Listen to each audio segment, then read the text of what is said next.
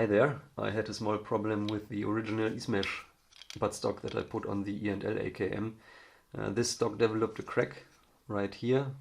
That's not really a problem, but that was something that got on my nerve, so I want to try something new. On the original Russian stocks, this metal rod that holds the layers of the wood together is in a different location. It sits lower than on the airsoft buttstocks, and obviously you have to drill this hole here to install it on the airsoft AKs, and when you drill the hole you have to cut apart this metal rod, and as soon as you cut this rod apart you will lose any stability that the metal rod gave the wood, and cracks can develop, and that's what happened right here.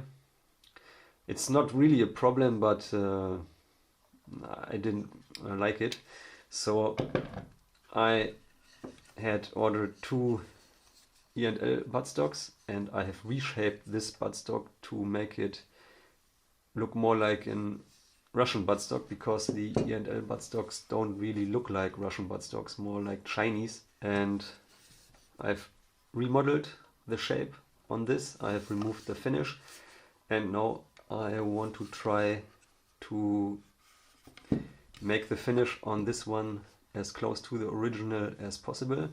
What I've read on the internet, the Russians used, on Tula wood, they used some kind of pine tar, dark pine tar, and on top of the pine tar they used shellac, garnet shellac. And what I've read is that you mix this pine tar to a 50-50 mix with turpentine, and the shellac you mix pretty thick with alcohol or ethanol, and after you applied the pine tar you can apply the shellac with a pretty thick layer, and then you will get a pretty realistic look, what the finish looks like and the color. So I want to try this out now.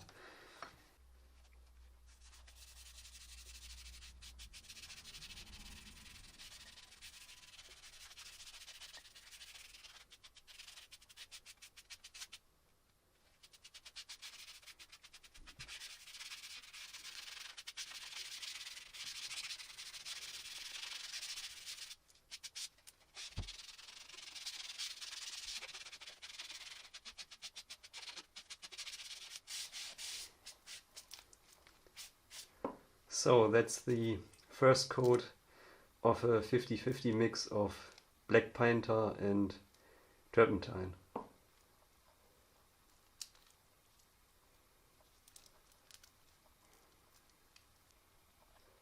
This is the original Russian Izhmash stock, and below the E&L airsoft buttstock with the first layer of black pine tar and turpentine.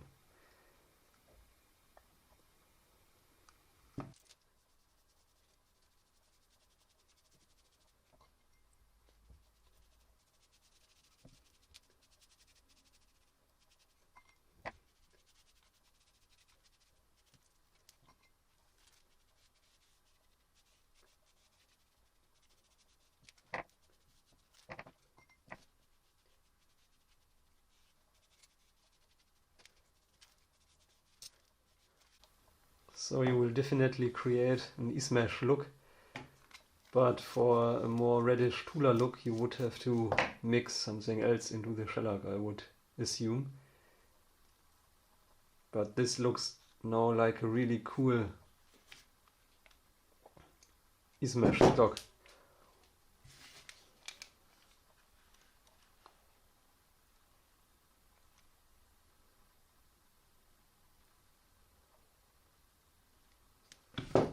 This is how the stock looks now after the first coat of the shellac compared to the original Izhmash stock.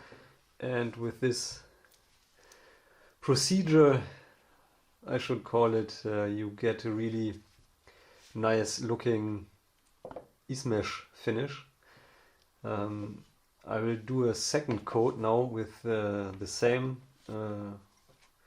ruby shellac with my mixture, and after that, if it's still not reddish, I will try to mix the shellac with this Rustin's wood dye in red mahogany and look if this will get me a little bit closer to a Tula finish.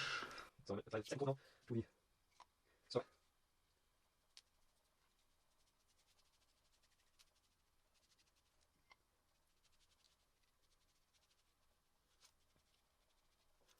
So this is not the same coat.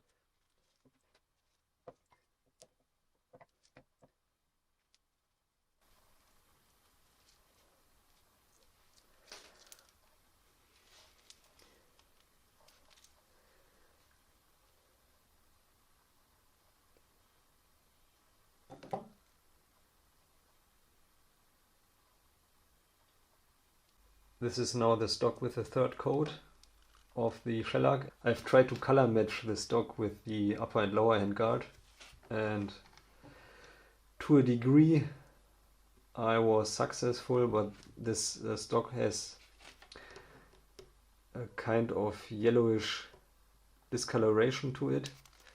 Looks more gold than brown reddish. Here's a quick update of a step that I haven't recorded.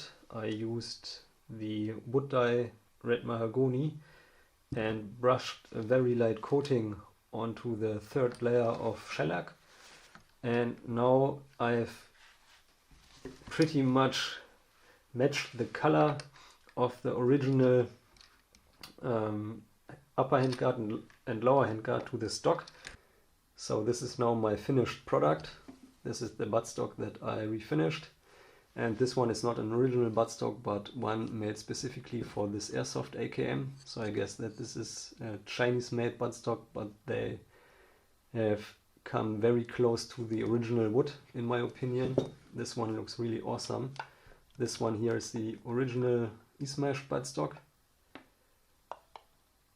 You even have this hologram effect, and this was more of an experience or experiment than anything else, because I didn't know what the outcome is, and you wouldn't have gotten this this coloration by only applying shellac.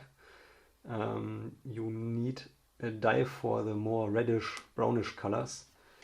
So these are the original Izhmash handguard set, and you can see that I have come pretty darn close to the original color.